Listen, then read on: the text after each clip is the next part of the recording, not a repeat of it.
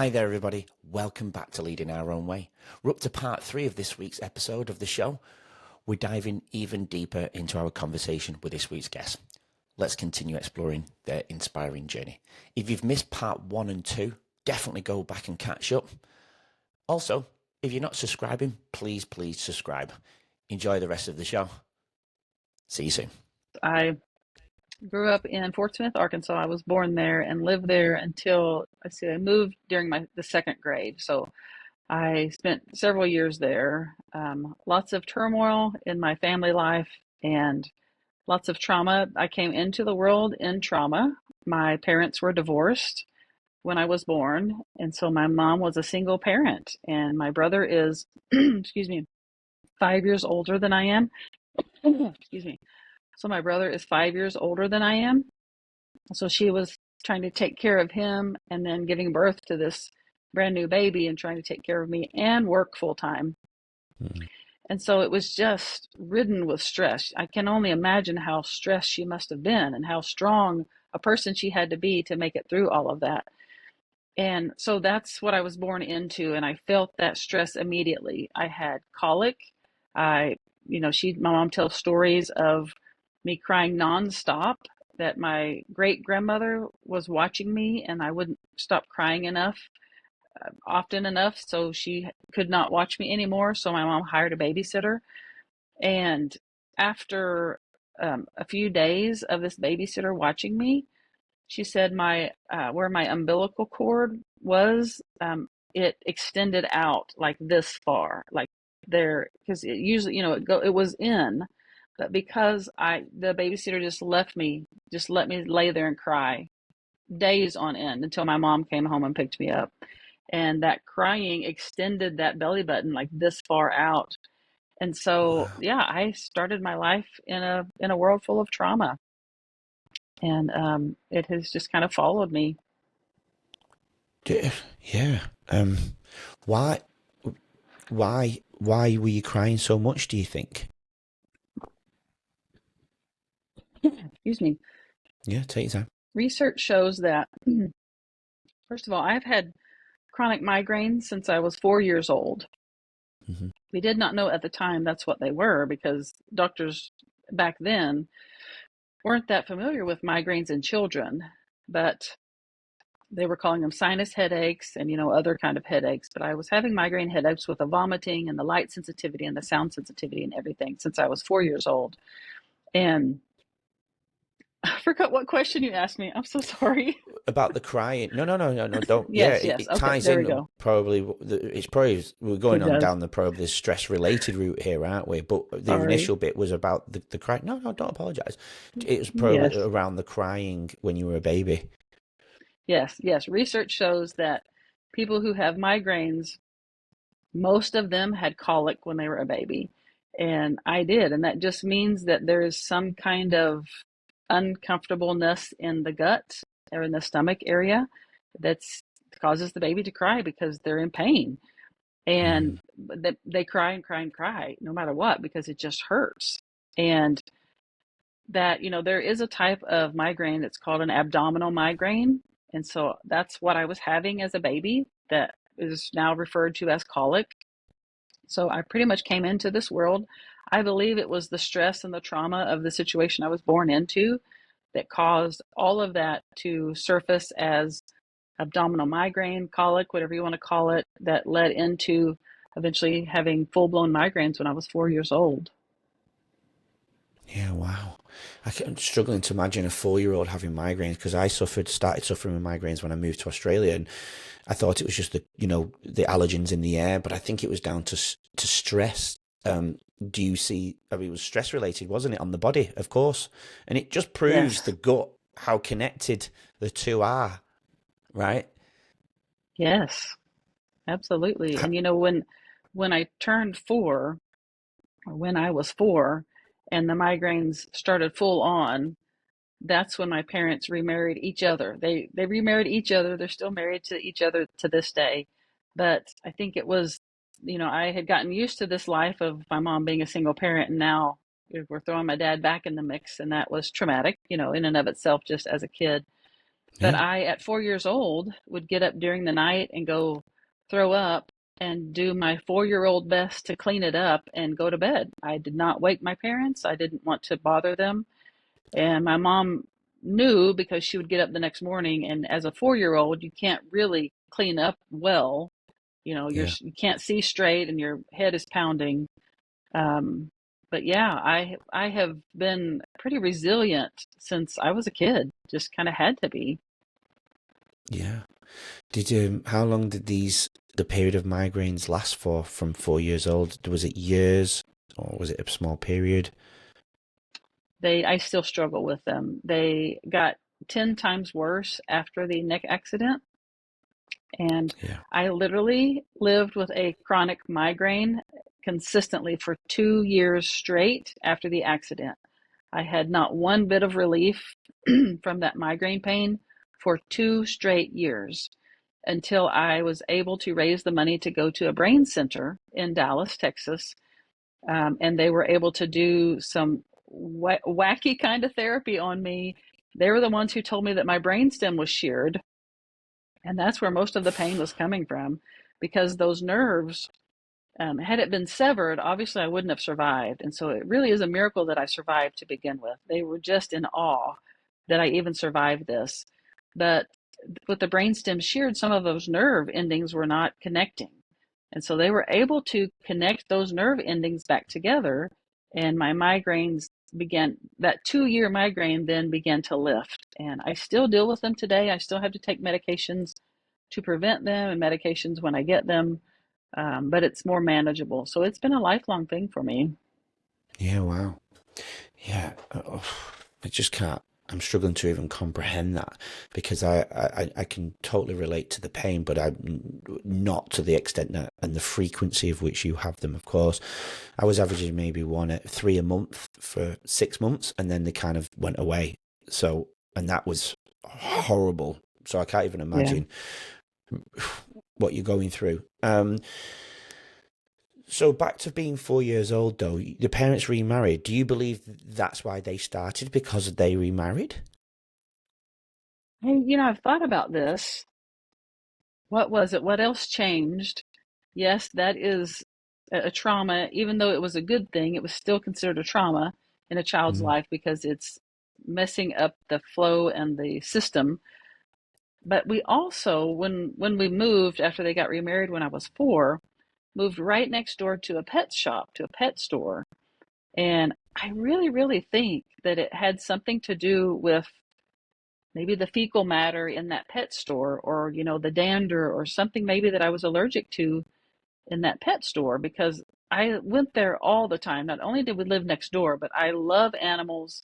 And so I was in there all the time around, just wanted to be around those animals. And yeah, so, I don't really know, but I feel like, one or both of those things contributed for sure. yeah. And how many migraines would you have a month, would you say? Oh gosh. Um, Probably 15. Yeah, 10 to 15 a month.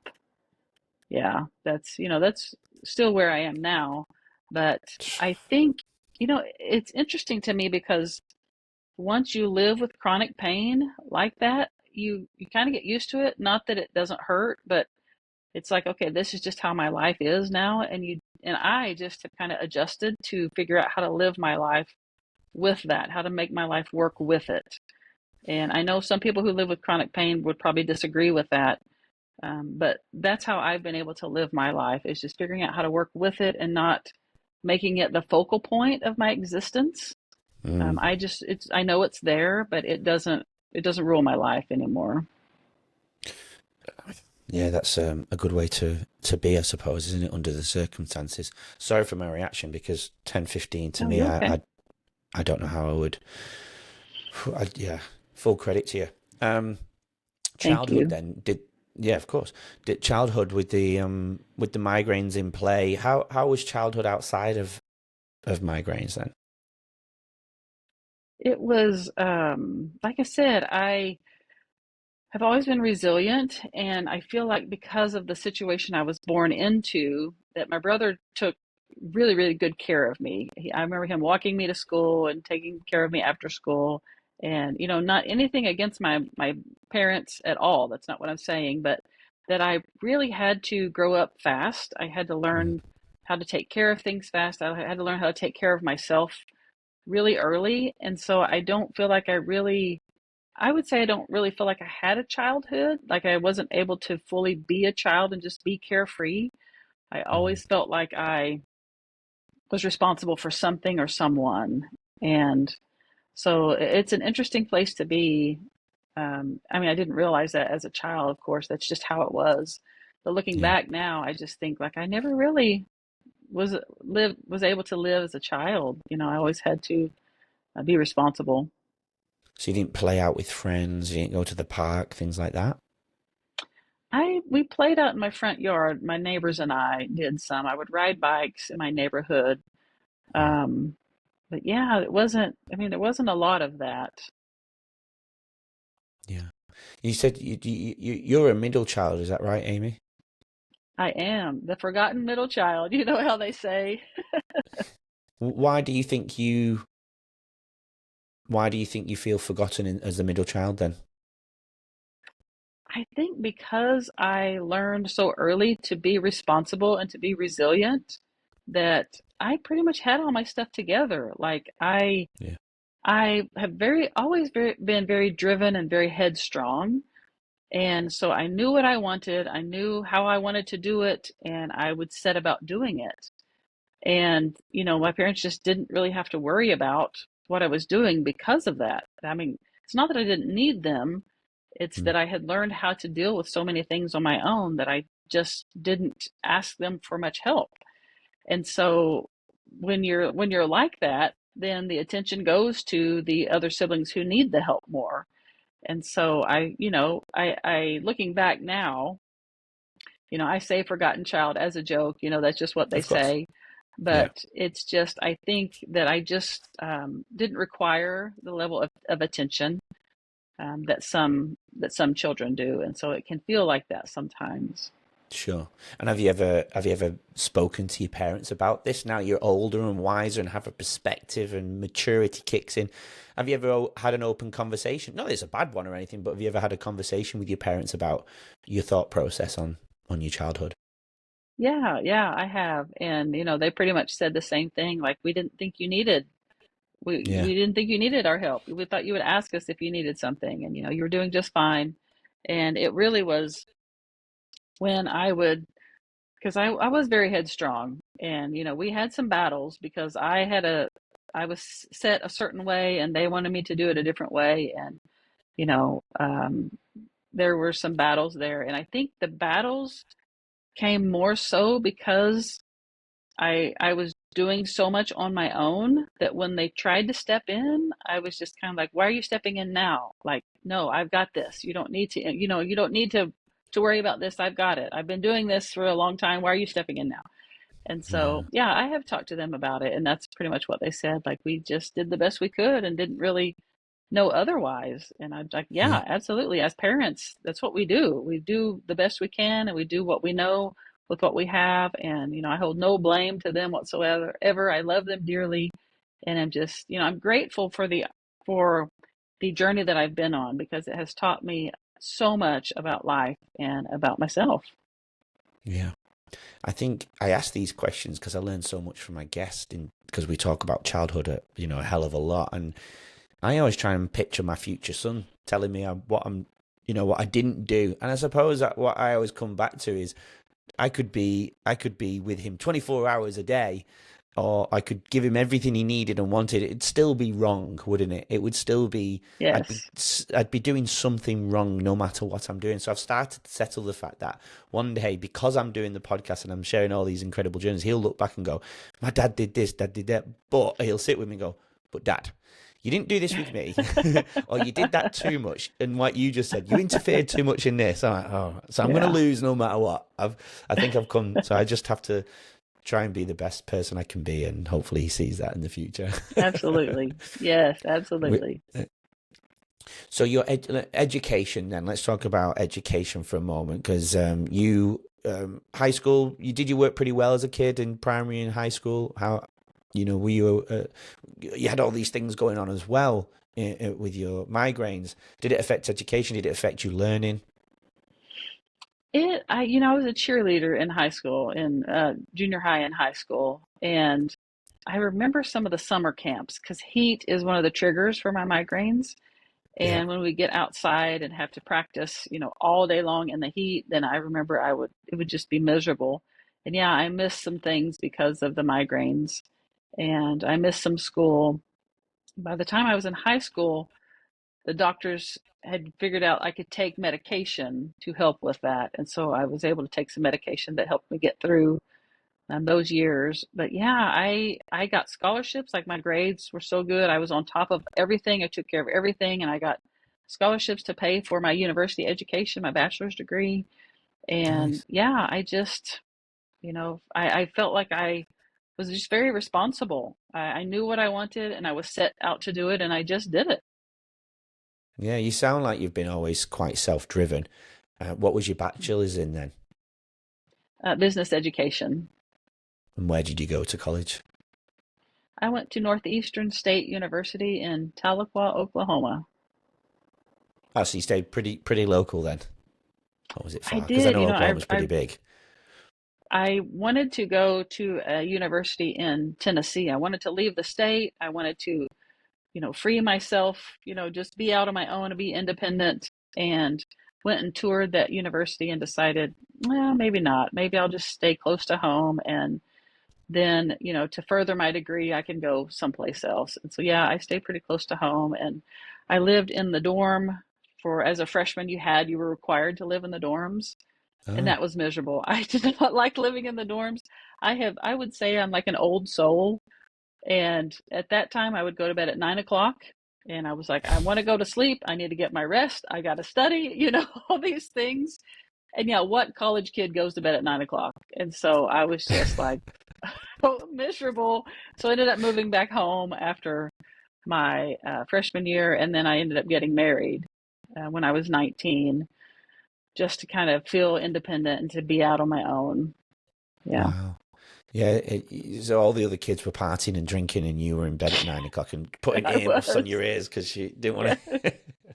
I So would you even went go back. out, open the Sorry, go room, on. open the door to my room and be like, y'all be quiet. I'm trying to sleep in here. They're like, just ignoring me. So, oh my gosh. That probably explains why you got married so young. It's like you wanted to have a settled life, I suppose, wasn't it? Yeah. Yeah. I just wanted to feel independent. I wanted, some space from my parents. When you're that age, and especially as independent as I was and as driven and headstrong as I was, yeah, it was just a matter of this is how I can get away and feel like I'm settled and have a life of my own. And it was, what I thought I was looking for. It wasn't what I needed, but it's what I chose at the time. Yeah. Did that independence carry on into your marriage life, your married life? Being in because you're with somebody, aren't you? Are you in charge of the relationship? And you're not in charge, but you know what I mean. Are you going for it? Are you the breadwinner? How did that pan out for you? Yeah, I was still in school when we got married, and so Yeah, I that's true. I finished school. I did have a job on the side, um, but I'm a pretty good team player. My kids would say I'm not. Would say I like to Of be in course. charge. Yeah. But I feel like with all I've learned throughout my life that I have learned how to be a pretty good team player now. Yeah. Yeah, I wasn't back then, but I feel like I am now. Yeah. Yeah, good. And how many children do you have? I have three. My daughter's 27, my son's 24, and my youngest is 14 now. 14. Wow. And you that first marriage that came to an end eventually, didn't it? It did after 17 years. Yeah. We have Yeah. the two older kids from that, thank goodness. Yeah. How can I ask how that ended? Was that a good separation, or did this contribute to the path that you led later on? Yeah, it was not ideal. It was something that I think just needed to happen. I was just so young. When you're that Mm. young, you haven't lived enough life to know. what you want to be and what you want to do, and you have all these grand ideas, and then once you're in it, you're like, oh my gosh, this is so different than what I thought it was. And so, we really tried to make it work for 17 years, and then I was just like, we're totally different people now, because we Yeah. grew, but we grew in different ways. And so it just was one of those things like, yeah, we're just totally different people, and we're not the same as we were when we met. And so let's just, go on with our lives and allow each other to find another person who is more like we are, like the person we are now. So, yeah. Yeah. Because when you separate at 36, it's not young, but it's not old. Certainly not old, but it's young in the terms of how long you'll live your life. But when you've been married, when you say you've been married for 17 years at 36, it's like you've lived a whole life, isn't it? Yeah. Yeah. It really was. It was really like starting over. It was Yeah, pretty traumatic. absolutely, for sure. Yeah. Yeah, no, and I'm sorry that you went through that, but obviously you're on a path for a reason. This path for a reason. Growing up Yes. where you were married, were you in Oklahoma when you were married as well? Yes. Yeah. It's quite a religious state, isn't it? It is. Yes. We have very firm beliefs here. Um, that, yeah, I would say religious organizations, there's one on almost every corner in Oklahoma. Absolutely. Yeah. And how with the divorce, did that play a part with the religious community? It did. I grew up in a very strict religious community who believed that divorce was against the law. It was evil. It was, you don't divorce if you're a part of this community. And so, Mm. because I chose to do that, because I chose to divorce, then yes, I was ostracized by that whole community. And Oh so wow. like I said, I had to start over because I completely lost my entire community. Even my family turned against me at one point. And I was literally just completely by myself on my own, just starting over. And it's very, very traumatic. I didn't expect that. I expected this religious community. They say and they preach that they're about love and acceptance, and I expected them to love and accept me, but they did not. It was the Wow. opposite of that. And so I would say that I have religious trauma, because of that and other situations in my life that have just been extremely painful when it comes to religious organizations. And I know that a lot of people suffer from religious trauma. It's something that is not talked about much, but it needs to be talked about more because it's a real thing and it exists. And I've learned to work my way through that. But I know it's out there and that other people are experiencing it too. I mean, are you still in? Would you consider yourself still religious, or does that completely send you the opposite way now? Then. It sent me the opposite way for a long time. I just now in my life, within the last year or two, I've started, I joined a community of spiritual people. They are not a religious organization, but they are a community of spiritual growth. And so it's a whole different aspect of it. There aren't rules to follow. There's not guilt if you don't show up. They don't keep, Yeah. you don't join as a member. You're just allowed to be who you are, to believe what you believe, and there's just practice love. And so that's what I have gained, is learning how to be a person who practices love and allows everything else to fall by the wayside. And so that's what this community is about, that I am a part of now. That sounds like the what the churches are supposed to be about, right? Yes. Yes. That's what they claim to be about, but that's not what they really are about. Yeah. Yeah. Wow. So such a shame, isn't it? With what about friends then? Did you lose friends within that community as well? Yes, I did. I lost friends, I lost support, I lost everything in that community, and had to like just start from the bottom up. At that point, I joined a different religious organization because I was so desperate for some kind of community, and that was all I knew at the time. So I joined a different one and started developing friends there. But then it became traumatic as well, because once you have that trauma and then the same thing happens, it just in a different way, but you have the experience is still there stirring. it still feels traumatic. And so I ended up leaving that one as well and just set off on my own for a while. That new organization, were they not accepting after a while because of the divorce?